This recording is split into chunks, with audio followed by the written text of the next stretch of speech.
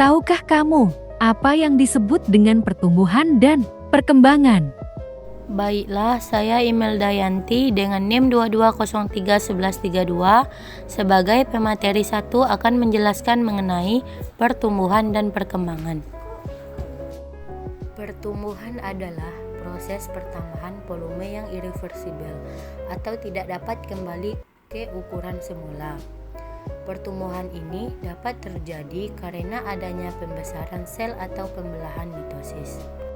Jadi, perkembangan ini berbeda dengan pertumbuhan. Kenapa berbeda? Yaitu perkembangan bisa diartikan dengan keadaan di mana sel-sel menjadi struktur dan fungsi tertentu. Perkembangan tidak dapat diukur namun bisa terlihat perubahannya, dilihat dari bentuk dan tingkat kedewasaan. Menurut para ahli, yang pertama yaitu Cartono, pertumbuhan adalah perubahan secara fisiologis karena proses pematangan fungsi fisik sementara. Sedangkan menurut Athan Long, pertumbuhan adalah perubahan yang dapat diukur. Dan menurut Carl E. Gerson, pertumbuhan adalah perubahan individu dalam bentuk ukuran, perubahan otot, tulang, dan kulit.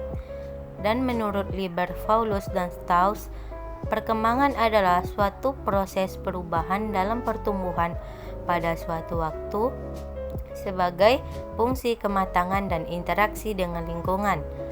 Dan menurut E. B. Herlock, perkembangan adalah rangkaian perubahan progresif yang terjadi karena proses kematangan dan pengalaman. Dan selanjutnya yaitu menurut Crow, perkembangan adalah perubahan kualitatif yang cenderung ke arah yang lebih baik. Di sini saya akan membahas perbedaan pertumbuhan dan perkembangan pada tumbuhan, pada hewan, dan pada manusia. Terlebih dahulu, mari kita membahas mengenai perbedaan pertumbuhan perkembangan pada tumbuhan, yang mana pada tumbuhan dapat terjadi dengan adanya pertambahan tinggi, volume, dan massa, misalnya batang yang semakin panjang. Sementara perkembangan adalah sebuah proses diferensiasi organogenesis yang diakhiri dengan terbentuknya individu baru yang lebih lengkap dan sifatnya kualitatif. Misalnya adalah munculnya bunga. Pada hewan, pertumbuhan ditandai dengan bertambahnya ukuran seperti berat, panjang, tinggi. Pada tubuh yang sifatnya irreversibel pada hewan, pertumbuhan ini akan berhenti di usia tertentu. Sedangkan pertumbuhan dan perkembangan pada manusia ditandai dari bertambahnya jumlah dan ukuran sel tubuh. Sel yang semakin banyak tersebut membuat jaringan dan organ tubuh semakin besar, sehingga ukuran fisik manusia terlihat ada pertambahan ukuran. Perkembangan pada manusia diartikan dengan pematangan sel-sel tubuh menuju dewasa. Berbeda dengan pertumbuhan yang bisa diukur, perkembangan tidak dapat diukur. Contohnya perkembangan yang terjadi pada manusia adalah bayi yang awalnya belum bisa melakukan apapun pada akhirnya bisa merangkak. Selanjutnya akan membahas mengenai faktor-faktor yang mempengaruhi perkembangan. Adapun faktor yang mempengaruhi perkembangan terdiri dari dua faktor, yaitu faktor luar dan faktor dalam. Mari kita bahas apa itu faktor luar. Faktor luar sendiri yaitu berperan penting terhadap proses pertumbuhan dan perkembangan makhluk hidup. Di antaranya adalah nutrisi, air, suhu, dan selanjutnya yaitu faktor dalam. Tidak hanya faktor luar saja, ada beberapa faktor dalam yang mempengaruhi pertumbuhan dan perkembangan makhluk hidup, di antara lain hormon, gen, dan lain-lain. Baiklah, itu saja yang dapat saya sampaikan. Lebih dan kurang saya mohon maaf. Saya kembalikan ke pemateri selanjutnya. Baiklah, selanjutnya saya Sali Alfadila dengan NIM 22031152 akan menjelaskan materi selanjutnya. Seperti yang kita ketahui, prinsip-prinsip atau hukum perkembangan terdapat beberapa poin. Yang pertama, perkembangan fungsi-fungsi jasmani dan fungsi-fungsi rohani berlangsung dalam proses satu kesatuan yang menyeluruh atau integral.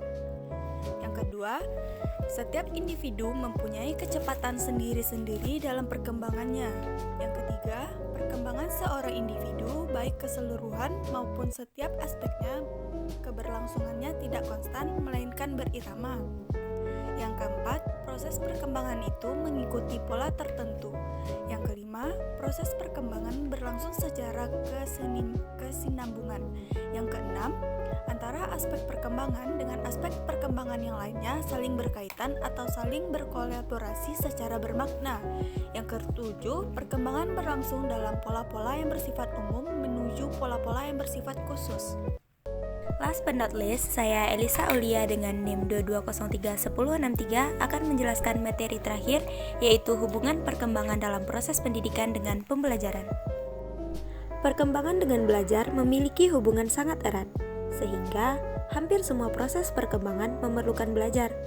Dalam konteks belajar formal, antara proses perkembangan dengan belajar atau proses belajar mengajar yang dikelola oleh guru terdapat ikatan yang sangat kuat yang mengikat kedua proses tersebut. Winkel pada tahun 2005 menyimpulkan bahwa kaitan antara belajar dan perkembangan adalah sebagai berikut. Yang pertama, belajar melandasi sebagian besar dari perkembangan, yang sebagian besar meliputi perkembangan psikis atau mental dalam berbagai aspeknya.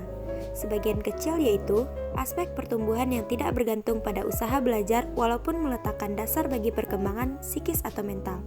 Yang kedua, adanya tahap perkembangan tertentu, berpengaruh terhadap apa yang dapat dipelajari dan dengan cara bagaimana harus dipelajari.